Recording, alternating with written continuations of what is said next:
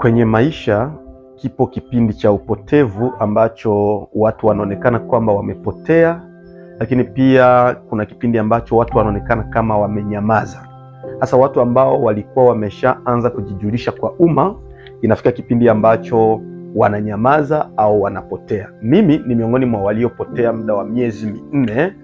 Sikuweka video yoyote kwenye mitandao wala sikuposti chochote. Baada ya miezi minne nimerudi tena, ila kuna vitu ambavyo nimejifunza katika muda huu wa kukaa kimya na kutafakari. Nimegundua ya kwamba watu wengi sana wanaandaliwa katika kipindi cha ukimya na katika kipindi kile ambacho wanaonekana kana kwamba wamepotea. Kwa hivyo sasa nikagundua ya kwamba Musa ambaye ni kiongozi mkuu aliyewaokoa wana wa Israeli kuwatosha katika nchi ya Misri alipotea kwa muda wa miaka 40. Miaka 40 Musa alipotea, akatoka katika ikulu ya Farao akajielekeza katika nchi ya Madiani, ambapo aliandaliwa kuwa kiongozi mkuu ambaye angewafikisha wana wa Israeli mpaka kando ya Yordani, pale ambapo Mwenyezi Mungu alimpatia mawaidha ya kumteua Yoshua ili kwamba apate kuwa kiongozi badala yake.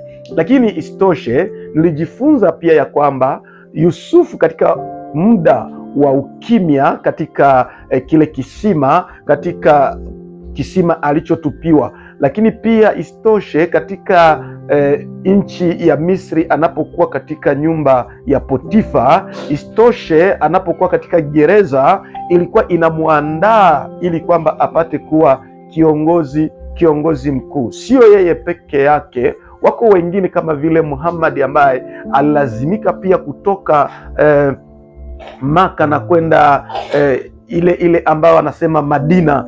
Anaenda Madina. Kipindi hicho atakaporudi, anarudi akiwa na nguvu ya juu sana.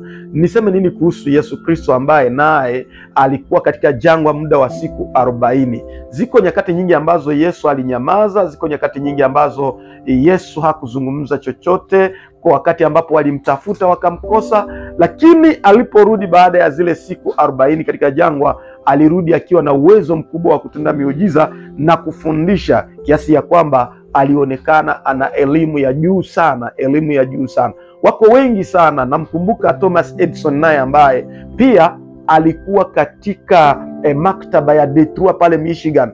Alikuwa hapo kwa muda wa miaka mingi sana, na anapotoka kule ndani akatengeneza vitu vikubwa vikubwa ambavyo leo tunafurahia kuwa navyo, kama vile balbu ya umeme ambayo unaiwasha pale nyumbani kwako ili upate mwanga wa umeme. Alafu hapo utagundua ya kwamba katika kipindi cha ukimya na katika kipindi cha kupotea yako maandalio ambayo mtu anaandaliwa. Unaandaliwa na mazingira, unaandaliwa na mbingu ili upate kufanya kitu chema. Sasa mimi nilipotea, sio kusema kwamba sikuwa na matatizo yoyote, lakini kwa sasa ninarudi nikiwa na nguvu kubwa sana katika kutumika kazi hii ya kufundisha, na tutakuwa pamoja na wewe, na ninakuandalia vipaji mali, somo ambalo utafaidika kugundua vipaji vyako, lakini pia namna ya kuvigeuza kuwa ajira, namna ya kuvigeuza kuwa biashara, ili kwamba vipaji vyako vikulipe, uishi kwa kutumia vipaji vyako. Nitafurahi sana kujua kama utataka kujifunza pamoja nami.